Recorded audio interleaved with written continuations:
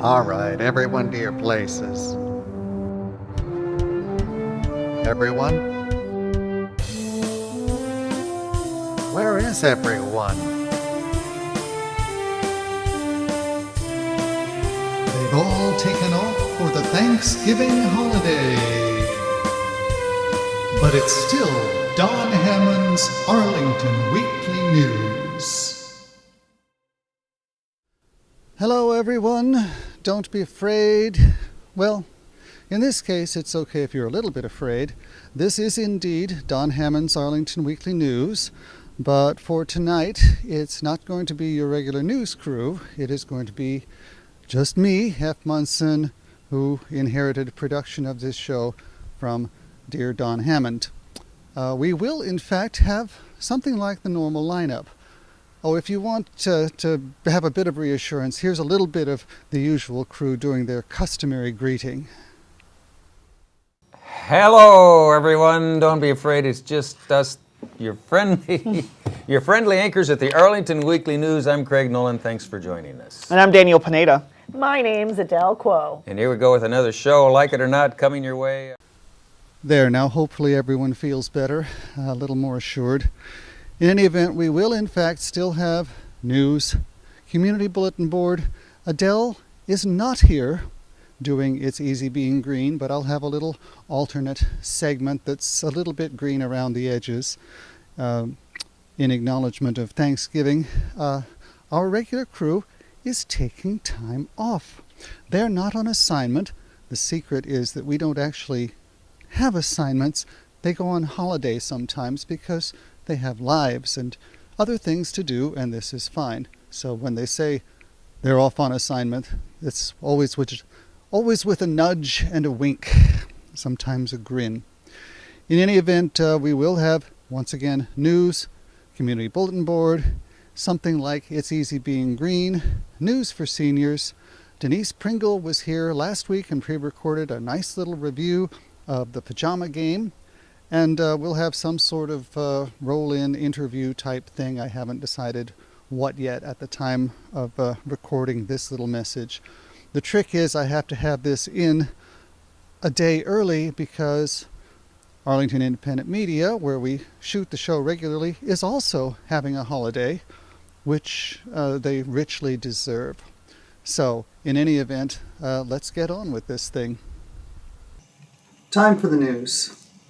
The Arlington County Board unanimously approved a plan that may allow new apartment and condo buildings near metro stations to provide less off-street parking. According to departing board member Jay Pizzette, these guidelines reflect the fact that the increase in transportation options in our metro corridors means that some new developments will require less parking. The guidelines will apply only in metro corridors and only to new projects approved by special exception. They will have no impact at all on existing buildings. And it remains up to the board to approve the final parking ratio for each proposed project based on the site-specific circumstances and the project's characteristics. The new policy includes the following: minimum parking requirements for market rate units ranging from 0.2 to 0.6 spaces per unit. Minimum parking requirements for 60% of area median income and 50% of AMI committed affordable units, and no minimum parking requirements for 40% of AMI units. Reductions of up to 50% of the minimum parking requirements in exchange for providing bike parking, bike share, or car share amenities on site, in addition to those already required by the county. A separate visitor parking requirement of 0.05 spaces per unit for the first 200 units. Allowances for shared parking between different land uses in mixed-use projects, like offices, retail, and residential. Allowances for meeting parking requirements through the dedication of spaces at existing garages located within 800 feet of the new building and in the metro corridors. mitigation requirements for parking in excess of 1.65 spaces per unit, relief from minimum parking requirements for sites with physical constraints like size, historic structures that must be retained, and more. The change is intended to encourage more use of transit, bicycles, and other transportation. Also in the news, American Institutes for Research, or AIR, one of the world's largest behavioral and social science research and evaluation organizations, will invest $12.5 million to relocate its major operations from Washington, D.C. to Arlington County. The project is expected to create 320 new jobs. The American Institutes for Research was established in 1946. It's a nonpartisan, not-for-profit organization that conducts behavioral and social science research. It delivers technical assistance both domestically and internationally in the areas of health, education, and workforce productivity. According to David Myers, AIR President and CEO, Arlington is an ideal fit for AIR due to its proximity to our federal government clients, as well as the access, amenities, and convenience it provides our staff. We are looking forward to being a part of this vibrant, growing business community. The Virginia Economic Development Partnership worked with Arlington County to secure the project for Virginia. Governor Terry McAuliffe approved a $500,000 grant from the Commonwealth's Opportunity Fund to assist the county with the project. Now it is time for my cheap imitation of Adele Quo's feature, It's Easy Being Green. Maybe we'll use one of those roll-ins that I devised a long time ago.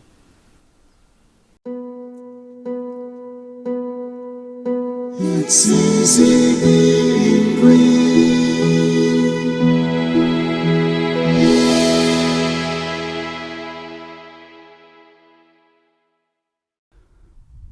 For purposes of safety, I like to keep the sidewalks clear of leaves, especially when there's a risk that the leaves will get wet. Also, I like to keep the gutters from getting too much filled with leaves. And for the leaves that accumulated on the sidewalk and the gutters, these I raked over to the side and I allowed the county to collect those. Once again, when leaves accumulate, especially wet leaves on the sidewalk, there's a tripping hazard for pedestrians. And when they accumulate in the gutters too much and you get rain coming and water blockage, and maybe if it ices over, that creates another hazard.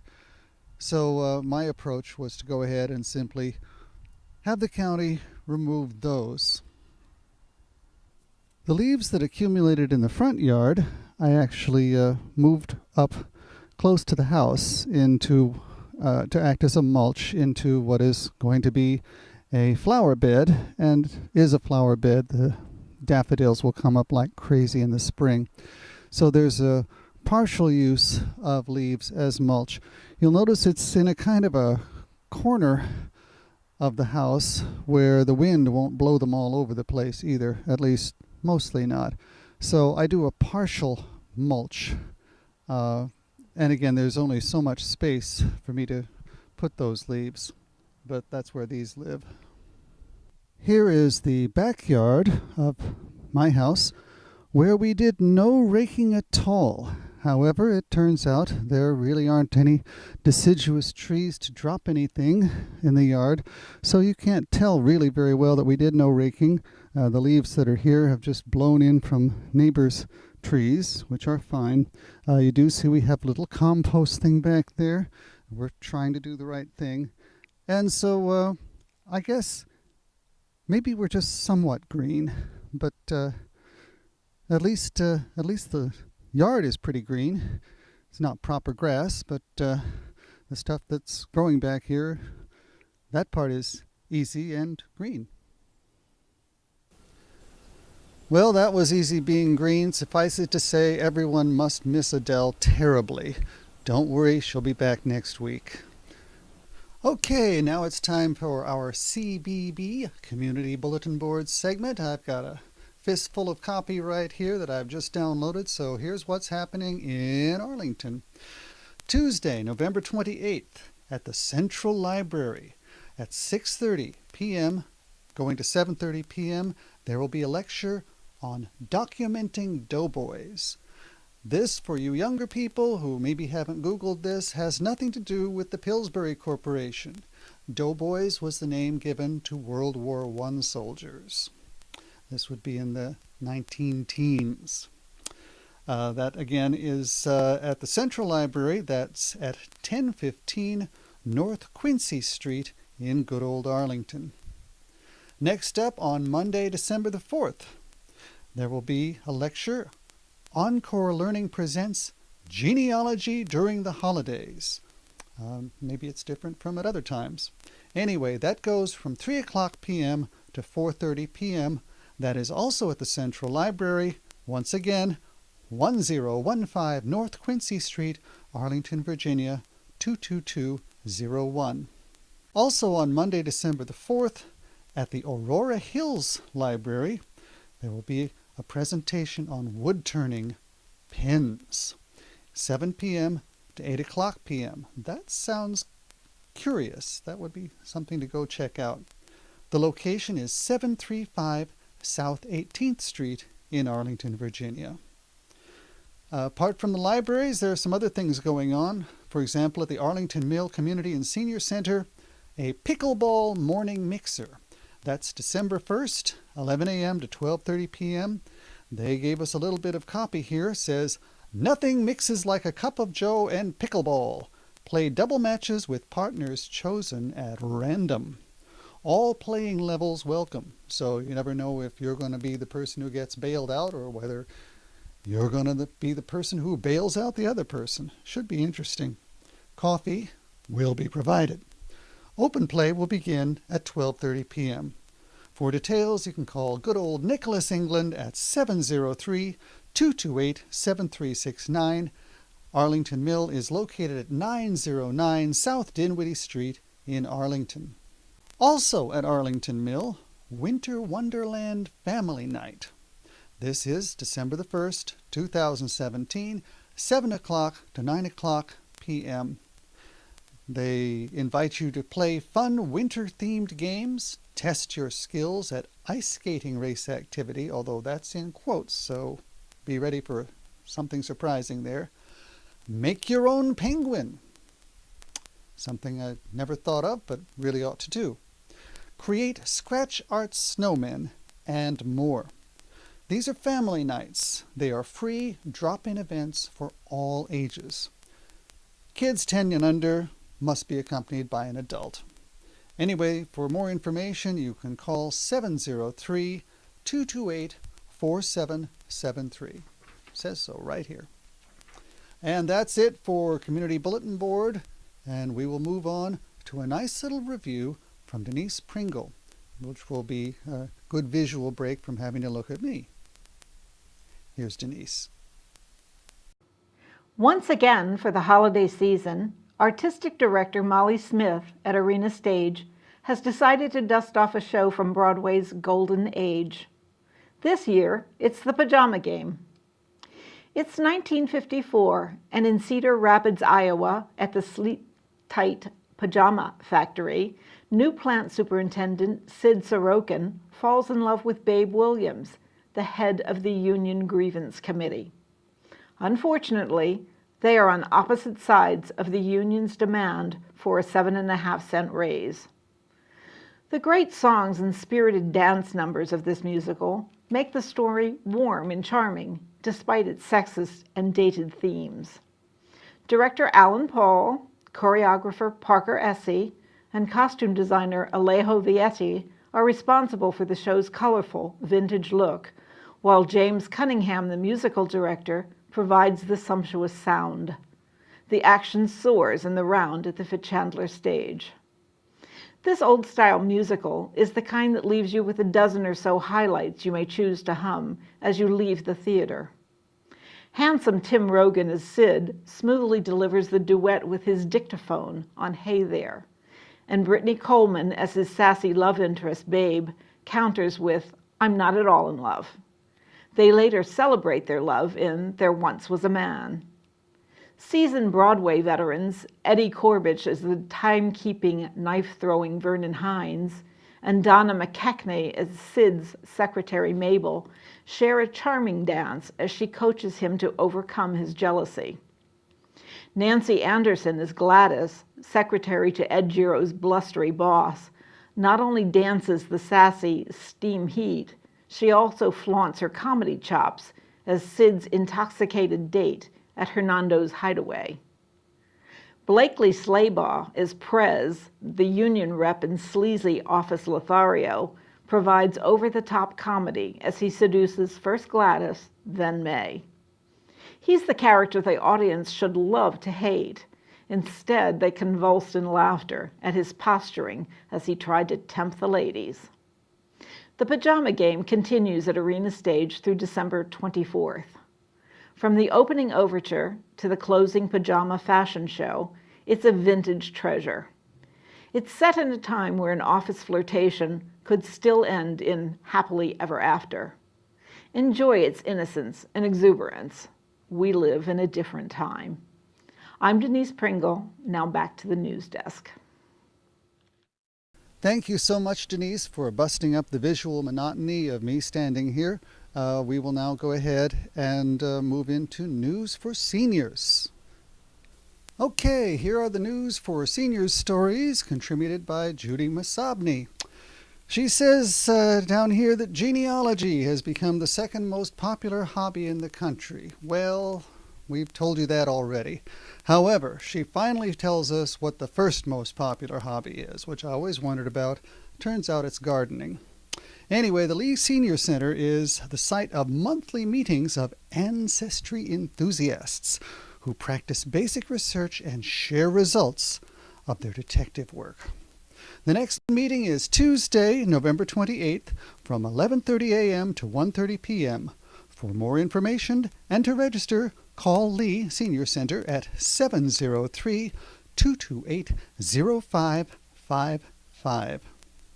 Also, the Arlington Mills Senior Center is hosting an art swap on Wednesday, November the 29th from 6 p.m. to 8 p.m. Center Director Nick England is inviting seniors to bring a piece of their own artwork or supplies to create one at the center. Each finished work will be traded for a raffle ticket, which will be drawn at the end of the event, and all art pieces will be swapped. For more information, call Arlington Mill at 703-228-7369. Then on November 30th, a registered dietitian from Virginia Hospital Center will provide an overview of type 2 diabetes. Again, that's Thursday, November 30th, 10 a.m. at the Walter Reed Senior Center. Attendees will get the latest information based on information from the American Diabetes Association. Call to register 703-228-0955. Training the Paper Tiger, or getting files ready to pass on to family members, is a presentation by a representative from the Virginia Cooperative Extension Office. It'll take place on Monday, December 4th at 11 a.m. at the Walter Reed Senior Center. This program focuses on how to organize your financial life. To register, call Walter Reed at 703-228-0955. Lee Senior Center is the hub for music lovers. For example, the Just Playin' country musicians will be playing Monday, December the 4th from 11:15 a.m. to 1:15 p.m., followed by a folk music sing-along at 1:30 p.m. For more information about other musical groups at Lee, call 703-228-0555. Meanwhile, find out about all the things a pharmacist can provide. That'll be on Tuesday, December 5th at 10 a.m. at the Walter Reed Senior Center.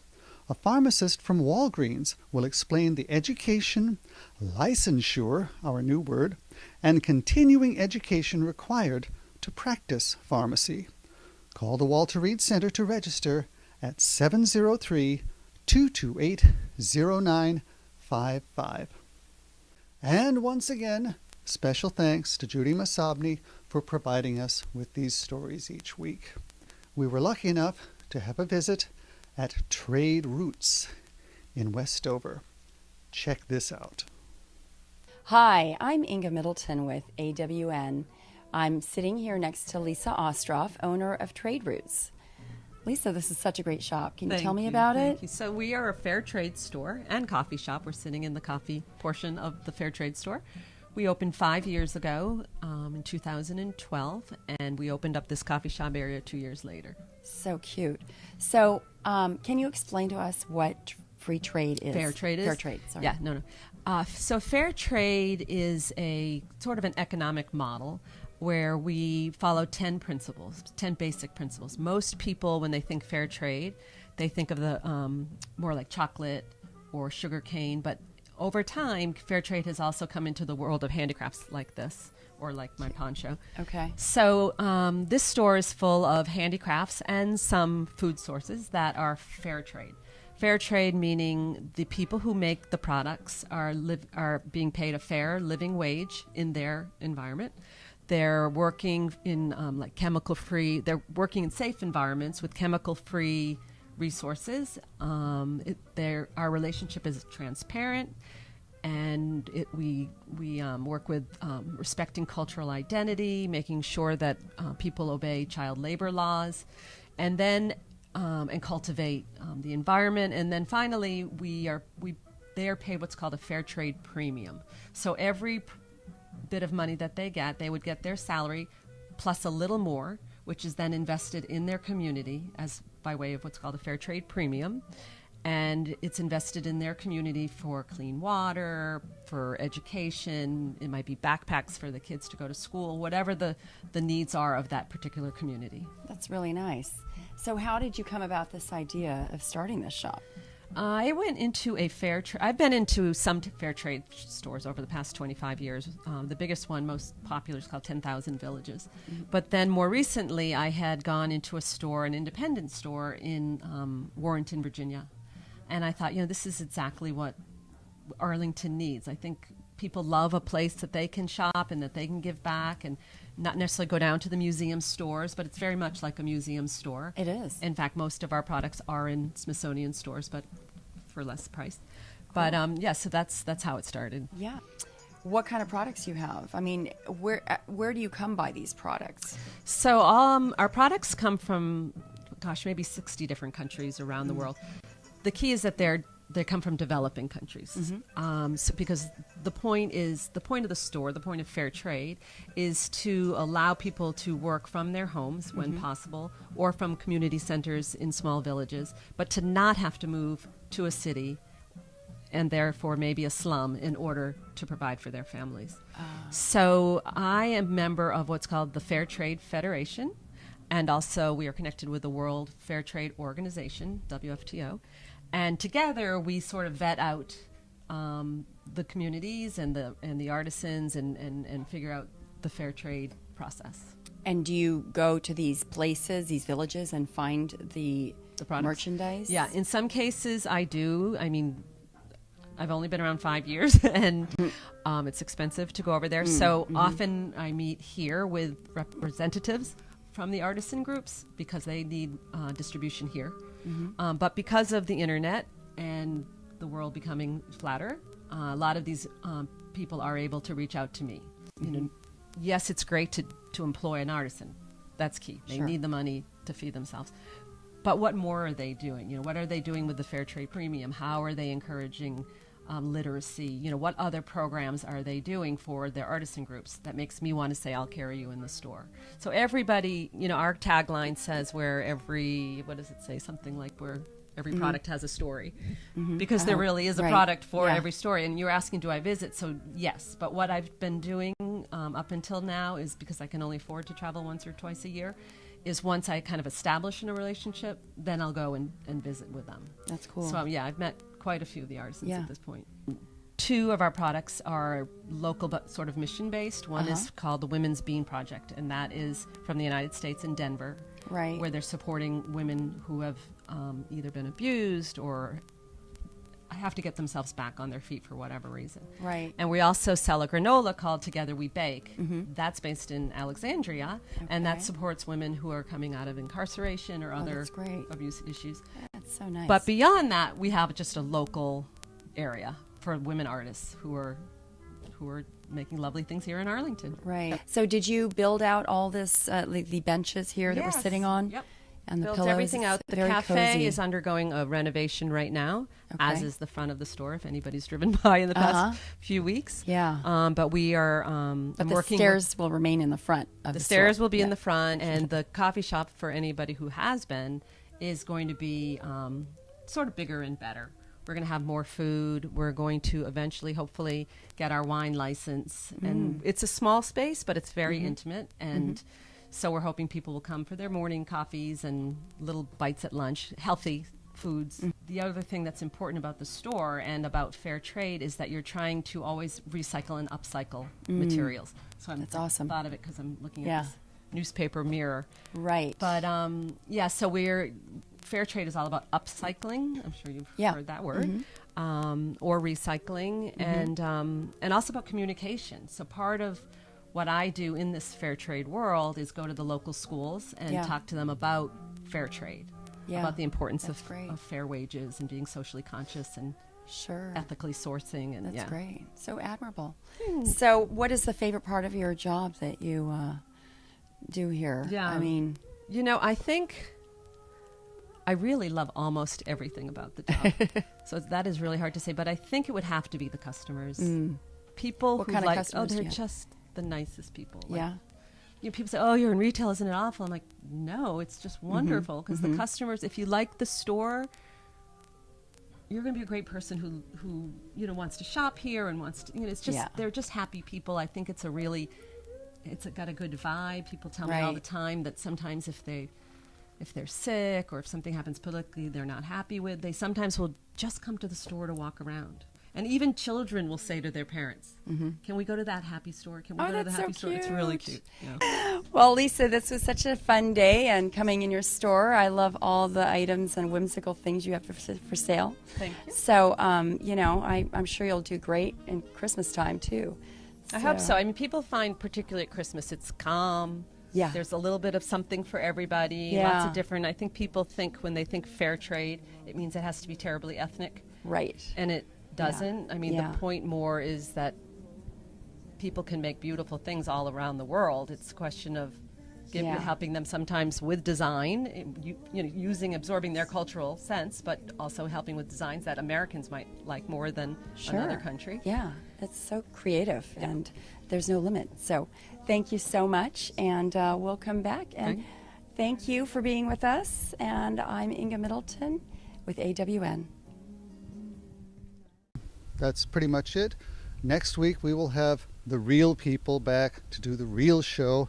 I'll be going crazy in the control room and you won't see me, but that's all right. And we'll go ahead and roll the closing credits such as they are. Thank you for watching.